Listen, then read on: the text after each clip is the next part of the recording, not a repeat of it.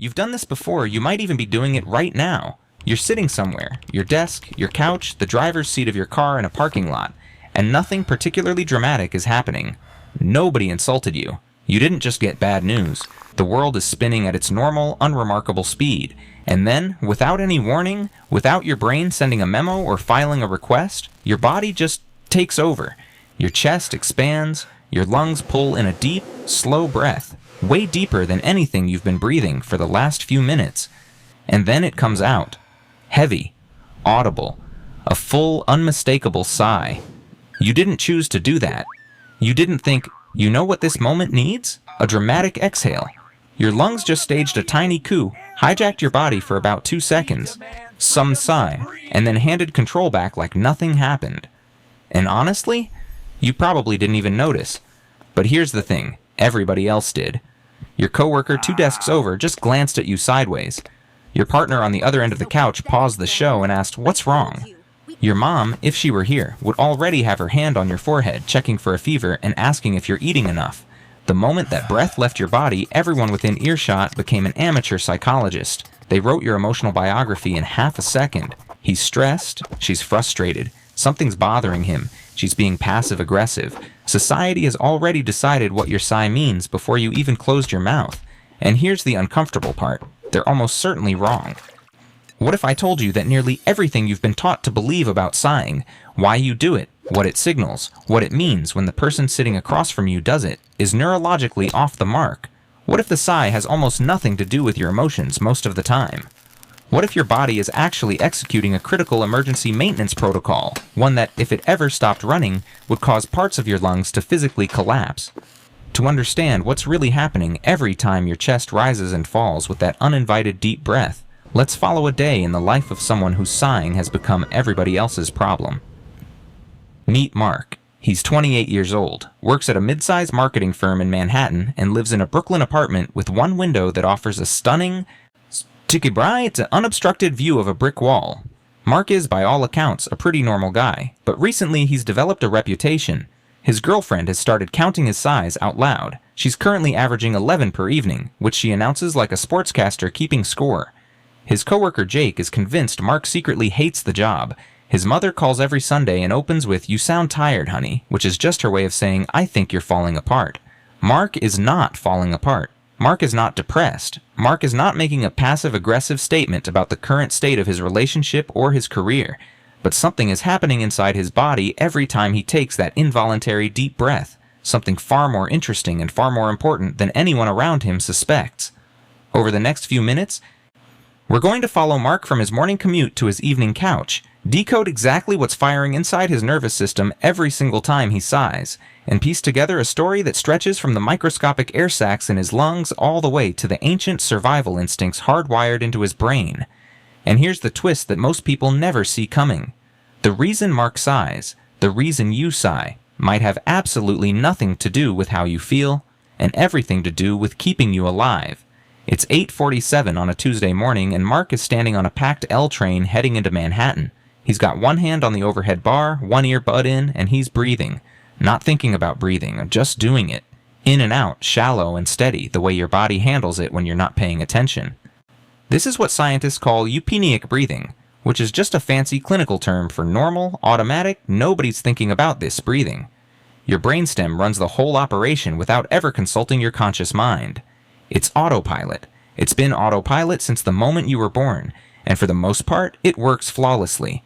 But here's the design flaw nobody tells you about. Autopilot breathing is a little too shallow. When you're breathing on cruise control, each breath only moves about half a liter of air, enough to keep oxygen flowing and carbon dioxide leaving, but not quite enough to fully service every corner of your lungs. And your lungs have a lot of corners. Deep inside them, packed in like microscopic foam, are roughly 480 million tiny air sacs called alveoli. These are where the actual magic of breathing happens, where oxygen passes into your blood and carbon dioxide passes out. Each one is thinner than a soap bubble. Each one needs to stay open and inflated to do its job.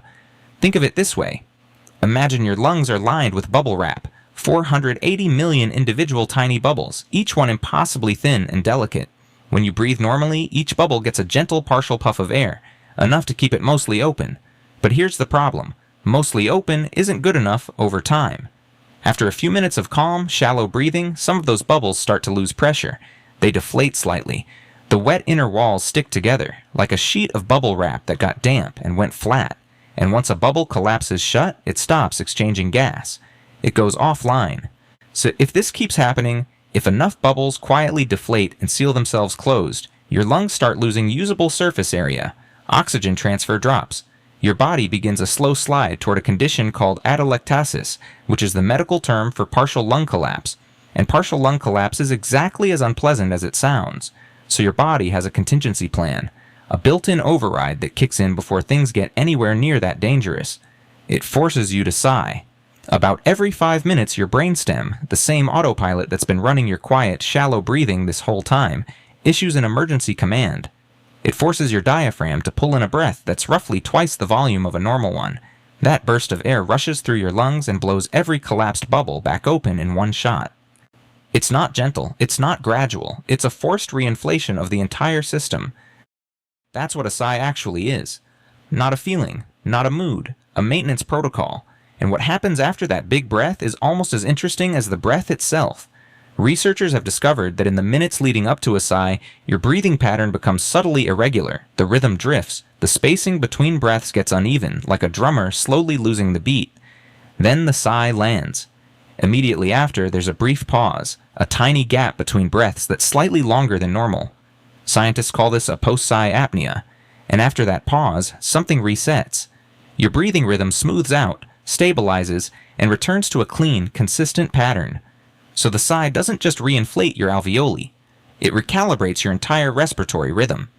It's a hard reboot, the biological equivalent of turning your lungs off and on again. Your breathing was getting glitchy, so the system forced a restart, and now everything's running clean. Mark, still standing on the L train, just sighed without noticing. Nobody around him noticed either. The subway is too loud, everyone's in their own world. His lungs just ran a scheduled system reset. His 480 million bubbles are fully inflated again. His breathing rhythm just got recalibrated, and the whole operation took about 2 seconds. No input required from Mark's conscious brain, no emotional trigger, no existential crisis, just infrastructure maintenance. And here's a detail that might keep you up tonight. Or rather, it won't, because it'll be happening while you sleep. You sigh in your sleep too, less frequently than when you're awake. But your brainstem still runs the protocol. While you're dreaming about showing up to work in your underwear or finally winning that argument you lost in 2019, your unconscious brain is quietly keeping the bubble wrap inflated. Even when you're completely offline, the maintenance crew never clocks out. So if sighing is just a mechanical maintenance trick, an emotionally neutral piece of biological plumbing, then there's a question that should be bugging you right now. If Mark's sigh on that subway car was nothing more than a scheduled lung reset, then why does it feel like it means something? Why does his girlfriend keep score like she's tracking evidence? Why does Jake hear it across the office and think this guy definitely hates his job? Here's why that question matters. Because when scientists actually tried to answer it, they ran into a wall. The data didn't just challenge their assumptions, it contradicted itself. Study after study confirmed that sighing is linked to emotion. That part seemed obvious. Ask anyone on the street and they'll tell you sighing has something to do with feelings. But when researchers tried to pin down which feelings, the results looked like someone had thrown darts at a board blindfolded. People sigh when they're stressed. They also sigh when they're relaxed. They sigh when they're frustrated, overwhelmed, and anxious. But they also sigh when they're content, peaceful, and perfectly fine. They sigh during arguments, and they sigh during massages. They sigh at funerals, and they sigh at the end of a really good meal. If sighing were linked to one emotion, sadness, let's say, the science would be clean and simple. But sighing shows up across the entire emotional spectrum, including states that are polar opposites of each other. That's like discovering that your car's turn signal activates both when you're turning left and when you're turning right. At that point, you have to ask, maybe the turn signal isn't about direction at all. Maybe it's reacting to something else entirely. For a long time, that something else was a mystery. Then, in 2009, a team of researchers at the University of Leuven in Belgium designed an experiment that cracked it open. Let's put Mark in the chair. Mark signs up for a psychology study. He saw the flyer in a coffee shop and figured, why not? There's probably free snacks. He walks into a lab, sits in a chair, and gets fitted with sensors that track his breathing. In front of him is a screen.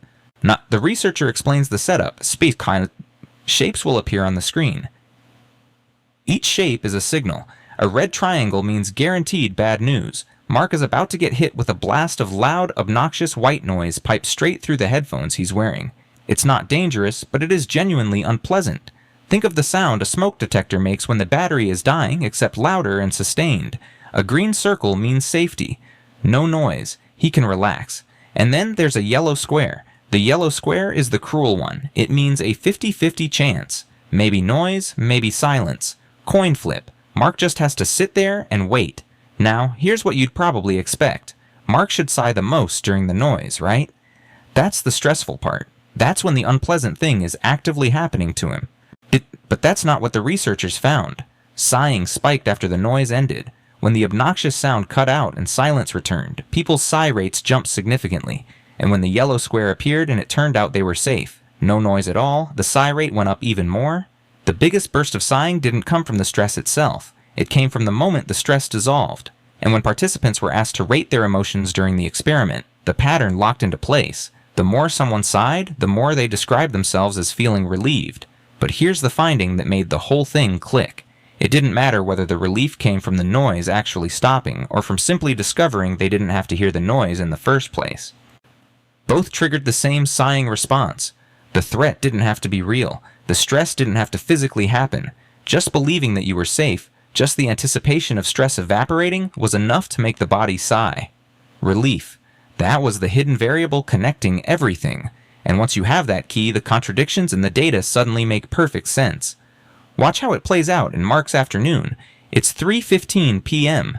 Mark has been grinding through a quarterly analytics report for 3 hours straight, the kind of spreadsheet that makes your eyes feel like they're being slowly sanded down.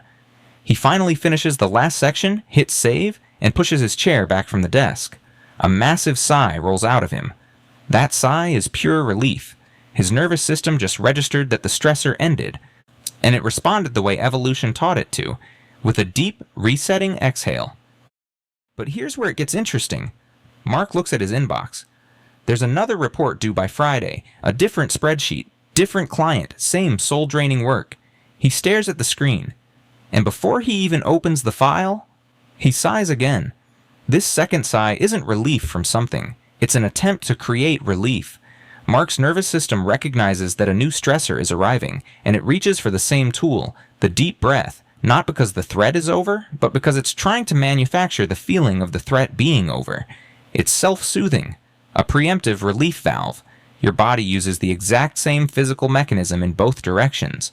A sigh can be a response to feeling relieved, or it can be an attempt to feel relieved. Same breath, same muscles, and same 2-second hijack of your respiratory system, but serving two completely different psychological purposes. It's like laughter. You laugh because something is funny, but you also laugh nervously when you're uncomfortable and trying to make a tense moment feel lighter. Same sound, different function. The body is economical. It reuses its best tools. This is why sighing shows up across the entire emotional map. It's not that sadness causes sighing, or that relaxation causes sighing. It's that any state involving the transition toward relief, whether you're arriving at relief or reaching for it, will trigger your body to sigh. Finishing a stressful test? Relief.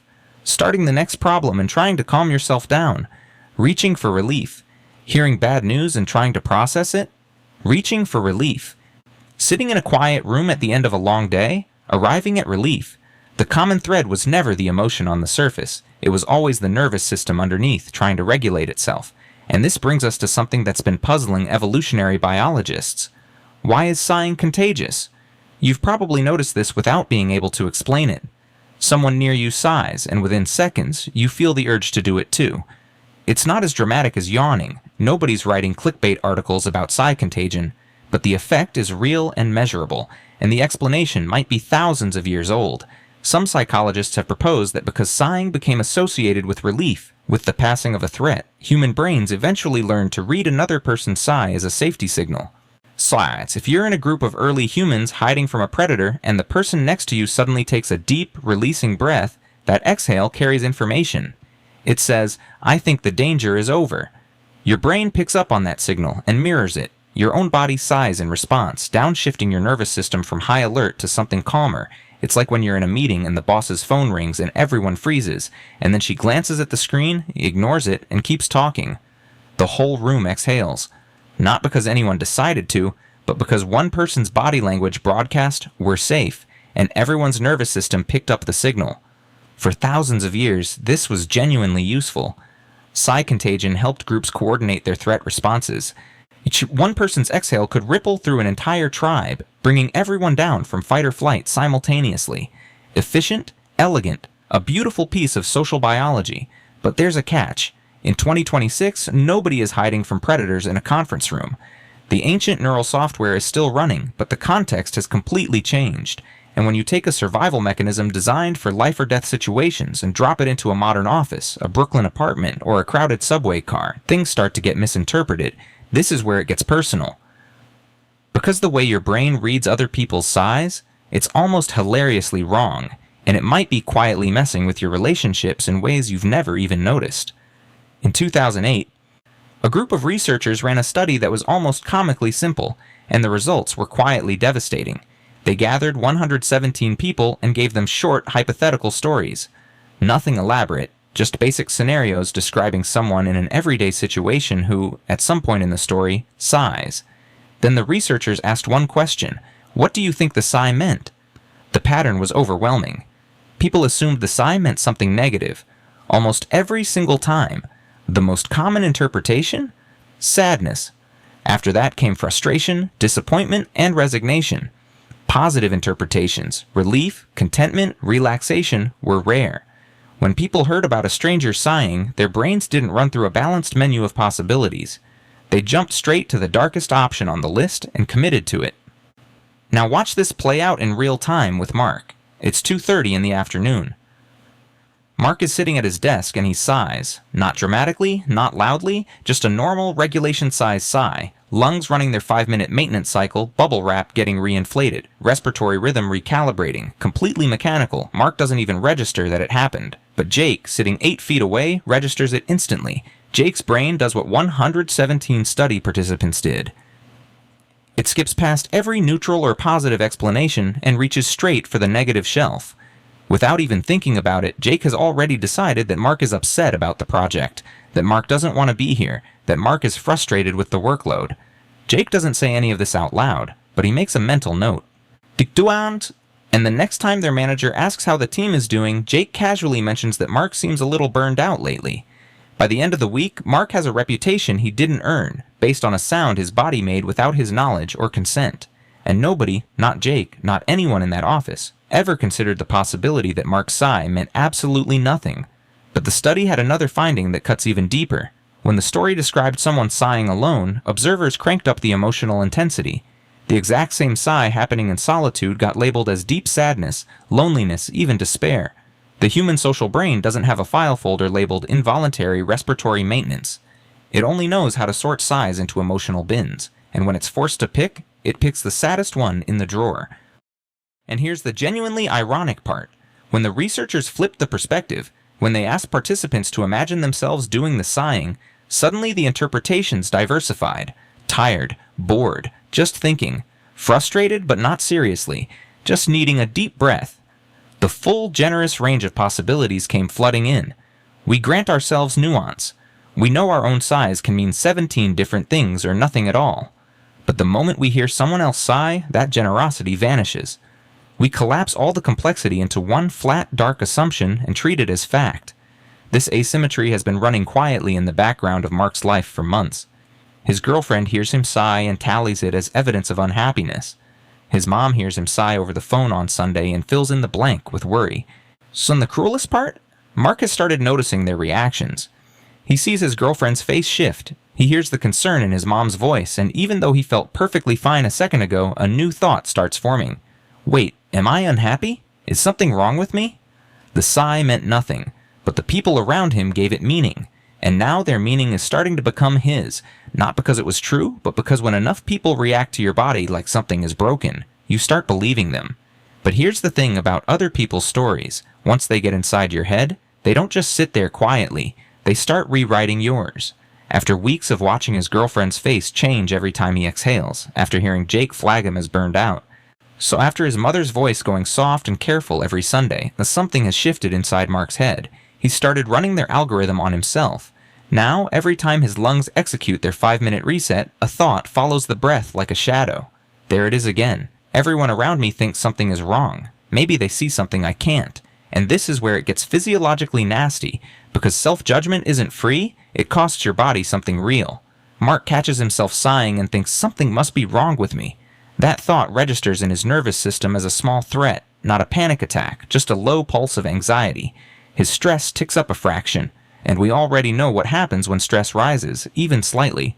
The nervous system reaches for the relief valve. It makes him sigh again. Which he notices, which he judges, which creates more stress, which triggers another sigh. The sigh was never the problem. It was the solution, his body's quiet way of recalibrating. But the moment Mark started judging the solution, he turned it into a source of the very stress it was designed to ease. Other people's stories got inside his head, and his head built a hamster wheel out of them. So how does he step off? By changing what the sigh means to him. Not emotionally, mechanically. By replacing the story with data. If you're driving on a hot day and your car's cooling fan starts spinning faster, you don't panic. You understand, the engine is running hot, the cooling system is compensating, the fan is doing its job. The fan isn't the problem. The heat is. Your sighs work exactly the same way. If you're sighing more than usual, so your body is reporting that stress levels are above baseline and your nervous system is compensating, running maintenance more frequently, reaching for relief more often. The sigh is not the malfunction, it's the repair crew working overtime, and that information is useful. Not in a dramatic way, in a quiet, practical way. If your body is running maintenance more often than usual, maybe you need 10 minutes away from the screen. Maybe you need to close a few mental tabs that have been draining your bandwidth all day. Your body has already identified the problem. The least you can do is listen to the report instead of punishing the messenger. So the next time you catch yourself taking that deep, uninvited breath, don't fight it. Don't analyze it. Your body has been running this protocol since the day you were born, through every exam. Every argument, every long afternoon that felt like it would never end. It never asked for your permission because it never needed it. The sigh is not a confession. It's not a weakness. It's one of the most quietly brilliant systems your body operates, and it has only ever asked one thing of you. Stop getting in its way. Now you know what it actually is. It's not sadness. It's not frustration. It's not your subconscious waving a red flag or your emotions leaking out through your lungs. It's 480 million microscopic air sacs getting reinflated in one clean burst. It's your breathing rhythm snapping back into alignment after drifting slightly off beat. It's your nervous system reaching for a small, quiet moment of relief, sometimes because the pressure just passed. Sometimes because it's still building and your body is trying to take the edge off for you. It's a maintenance protocol that's been keeping you alive since before you were conscious enough to wonder why. That's it. That's the whole story underneath every sigh you've ever taken. But here's what I hope you carry with you after this video ends. Not just the science, the shift. The next time you hear someone sigh, pause before your brain writes their story for them. Maybe they're going through something. Or maybe their lungs just ran a 5-minute reset and their body did exactly what bodies do. You don't know. And the honest, generous thing is to admit that you don't know, instead of filling the silence with your darkest assumption. And the next time you catch yourself sighing, really catch it. Feel your chest expand and hear that slow exhale leave your body. Try something different. Don't judge it. Don't interrogate it. Don't let it become the first line of a story about everything that's wrong with you. Instead, just listen to it. If this video changed the way you hear something your body does 1,000 times a day, share it with someone who needs it. The friend who sighs a lot and apologizes for it every time. The coworker who thinks everyone's exhale is a personal message. Your mom, who will probably sigh with relief when she hears there was never anything wrong with you in the first place. Your lungs have been having a conversation with you your entire life. Maybe it's time you started listening.